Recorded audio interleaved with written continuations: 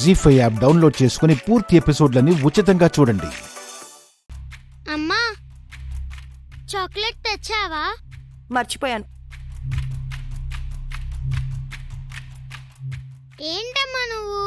ఏహే, నోరు మూసుకొని చదువుకో.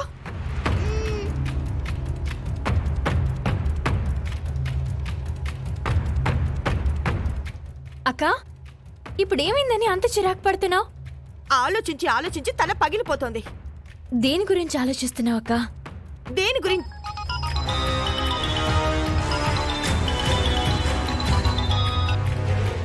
హలో బంగారం, నేను చెప్పు. రేపు బయలుదేరి వచ్చేస్తున్నాను. తాళి తాకట్టు పెట్టిన డబ్బులతో తాగి తందనాలాడడం అయిపోయిందా? అంటే అది నువ్వు ఇంటికి రా, చెప్తాను. రేపు మీ బావ వస్తున్నాడు.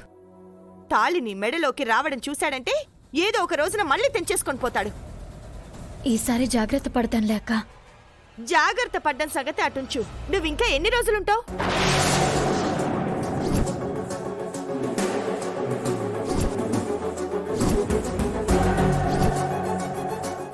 నీ అత్తారింటికి వెళ్లకుండా ఇంకా ఎన్ని రోజులుంటావని అడుగుతున్నాను. అలా అంటున్నావేంటమ్మా? నువ్వు నోరుమోయ్. చిన్న పిల్లవి పెద్ద విషయాల్లో తల దూర్చుకో. చెప్పవని. నాకు నచ్చనని రోజులుండొచ్చని చెప్పావు కదక్క. మీ బావ బుద్ధి ఎప్పుడెలా ఉంటుందో ఊహించలేము. నేను ఆ టెన్షన్ భరించలేకపోతున్నాను. నువ్వు మీ అత్తారింటికి వెళ్ళిపోవడమే మంచిది. నువ్వు అత్తారింటి నుంచి అక్క ఇంటికొచ్చి చాలా రోజులైందని వీధిలో వాళ్ళు ఏదైనా జరిగిందా అని అడుగుతున్నారు. ఆ మాటలు వాస్తవమే కదా? నువ్వు అత్తారింటికి వెళ్ళి నీ కాపురం నువ్వు చేసుకోవాలి కదా. సమయం చూసుకుని వెళ్ళిపోతానులే అక్క. అత్తారింటికి వెళ్ళడానికి సమయం చూసుకునేదేముంది? నువ్వేమైనా నా ఇంటికి సీమంతానికి వచ్చావా ఏంటి? మామూలుగానే వచ్చావు కదా.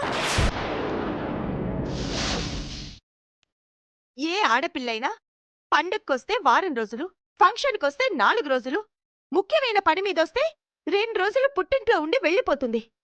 కాని నువ్వేమో ఇంకా వెళ్ళడం లేదు. చూసేవాళ్ళు ఇంకెన్నెన్ని అనుకుంటారో నువ్వే ఆలోచించు. శ్రీకర్కి ఫోన్ చేసి తొందరగా వచ్చి తీసుకువెళ్ళమని చెప్పు. నువ్వు చేయకపోతే నేనే చేస్తా. నేను చేస్తానులే అక్క.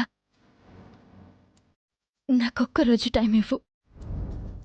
నేను నీ ఇంటి నుంచి వెళ్ళిపోతాను.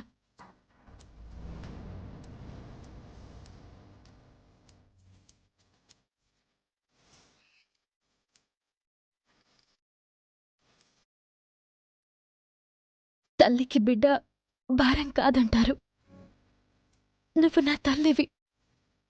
నేను నీకు భారమయ్యానా అక్క? నువ్వు భారం అయ్యావని నేను అనలేదు. భారం అయ్యావని పొమ్మనడం లేదు. మా అక్క వీధుల వాళ్ళ మాటల్ని పట్టించుకుని చెల్లెల్ని వెళ్ళమని చెప్పదని నాకు తెలుసు. పంపించాల్సిన బాధ్యత నాకుంది. అందుకే నేను అలా అన్నాను. వీలైనంత తొందరగా బయలుదేరు.